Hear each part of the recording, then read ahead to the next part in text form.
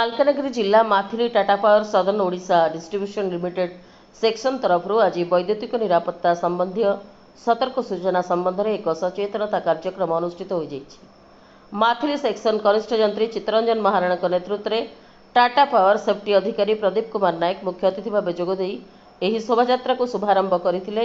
ଏହି ସଚେତନତା ରାଲି ବଳଦିଆଗୁଡ଼ାଠାରୁ ବାହାରିଥିଲା। ସଚେତନତାର ମୂଳ ଲକ୍ଷ୍ୟ विद्युत लाइन निकटरे निर्माण कार्य समय अधिक सावधानता अवलंबन करंतु और सर्वदा विद्युत तार ठारू निरापद दूरता बजाय रखंतु। घरे थिबा आर्थिंग और विद्युत सरंजाम नियमित भाव में सर्वदा अभिज्ञ और स्वीकृति प्राप्त विद्युत कर्मचारी द्वारा जांच कराई नियंतु। यह ठीक भाव में काम करूनथली नूतन आर्थिंग कराई नियंतु।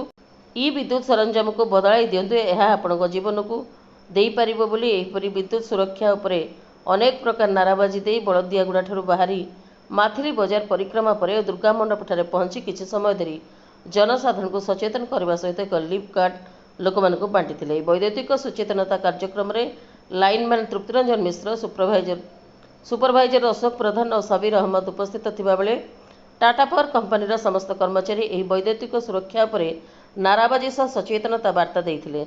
वैद्युतिक सचेतनता कार्यक्रम को साफल्य सुरक्षा देवा पई माथिली थानार प्रथम थर पर जड़े महिला अधिकारी दीपांजलि प्रधान आसीथिबा एवं व्यापक व्यवस्था ग्रहण करथिबा सूचना रही।